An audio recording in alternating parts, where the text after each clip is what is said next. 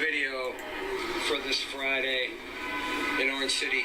Waving flags here from 4 till 7-ish. Get your butts out here.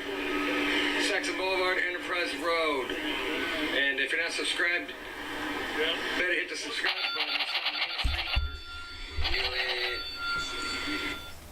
Those Easter bunnies. Strike up the music because the clown show continues today with another screw up by Biden.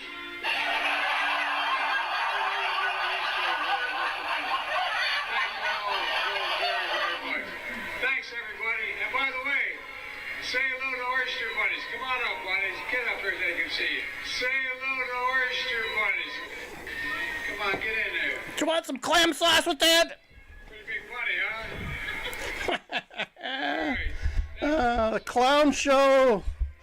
Welcome to the clown show.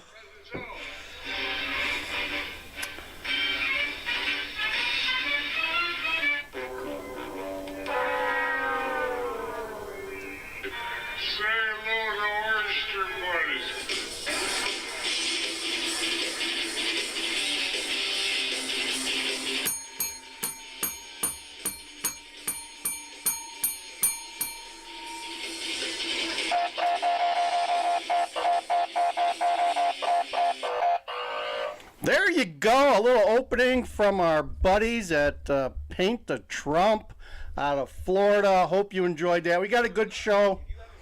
Have you ever made money? I don't know. We always making money, guys. Always making money. So let's, got a lot of videos for you today.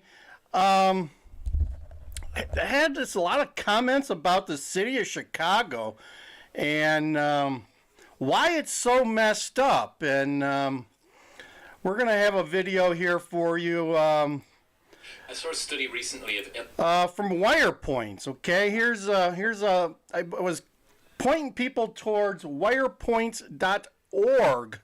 Okay, they got a lot of articles about Chicago and Illinois and why it is why like it is. My answer on why Chicago is so messed up and Illinois too is all the smart people have already left or in the process of leaving, which leaves you a bunch of idiots to run the rest of the citizens, right?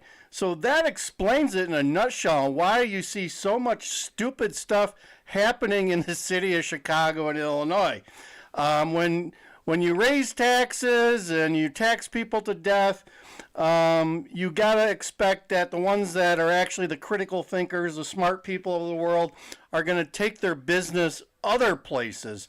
So let's get an update on how bad the Chicago public schools are. And at the end of this, be aware that the Chicago Teachers Union is negotiating, I guess, a contract in the next year or so. So they're going to want a big increase in money for their members. You tell me at the end whether or not they deserve it.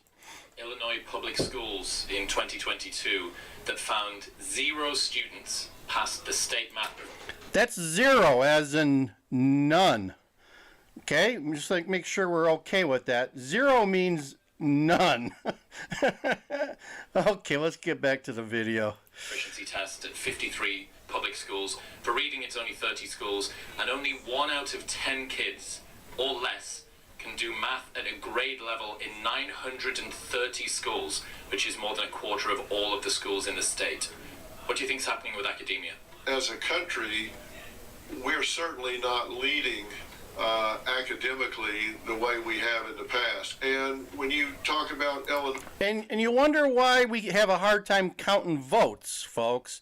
With an education system like this, you gotta wonder how that plays into counting votes. And they're using the state test, and it's not showing competency with these kids. You can't continue to do the same thing. Anytime they tell you money equals results in schooling and public education, they are totally full of crap. Look at all these schools. Look at the amount of money they're spending per school, per student, and the results they're getting. The results they're getting are barely anyone can read. It's not money. It's about attention to detail and merit. It's not about money. You got that chart? Look at this. Here we go. Look at all the way, like 70% of these are City of Chicago schools. Let's see who else. Delavan, Kankakee, McLean, Scott Morgan, Brooklyn. I don't even know where that's at. But anyway, there's the schools that can't read at grade level. 70% of them are the City of Chicago. Let's see. Chatham, that's a bad area. Association House, Austin, Community YDA High School, Olive Harvey, Sullivan House, Westtown, West. Let's see. We've got some prep schools even on this. Inglewood and Bronzeville Prep, North Lawndale Prep. The prep schools are supposed to be the better schools. Richards Career Academy. These are all, mostly, I guess these are high schools. So, kind of sad. These people are going to get pushed through to college and then they're going to learn how to read. Yeah, put that up there. You can see that. So there you go. We had a little bit from Dan Bongino, and that also explains why Chicago is so messed up. Let's go to Denver. I see Denver's consolidating 4 of their shelters for the newcomers, the migrants, the Biden buddies. I'm not sure how smart this is because there may be more on the way, folks. There may be more on the way. It's 42 and rainy today. It's cold out, but not. They're getting snow in Denver still for the next month or two. So they got a lot of people on the streets there. So let's go to, I think it's a Fox Denver with the 2. They got some great anchors in Denver. And a shout out to my buddy Incarnate from Denver. He's always looking to provide us with details on Denver, although he hasn't commented on these 2 anchors. I wonder what he thinks of these anchors. But anyway, let's watch this video where they're consolidating 4 shelter spaces in Denver. Will shut down. The move is expected to save the city millions of dollars. But the question now is, will the migrants end up on the streets in big numbers again? Fox 31's Vicente Arenas joining us now from an encampment at Elitch Gardens. Vicente. Talia, after the... Yeah, this, if you look in the background, it's like a swimming pool with slides and, things. I'm thinking, in another couple of months that the city's not going to want tents outside of the swimming pool where people are bringing their kids to refresh themselves in the hot summer heat. But just thinking, just saying that, just saying. The mayor let that news out today. We came to this encampment to talk to the migrants here. They talked about how they had heard rumblings that this might happen. It's the reason they expect this encampment to grow. A big move today by Mayor Mike Johnston regarding how Denver houses the influx of migrants. 4 hotels that have been handling the largest number of what the city's now calling newcomers will shut. Embassy Suites, that's no slouch hotel. They have a nice happy hour in the evening and made to order breakfast. I wonder if the migrants got that. I'm sure that was costing the folks of Denver a pretty penny. Shut down. But the mayor says the city should not expect the number of migrants living on this. As I said before, it's not. Look, if you look in the background, you can see a little bit of snow. It's not the time of year to be camping in Denver. They still got a month or 2 of snow potential coming down their way.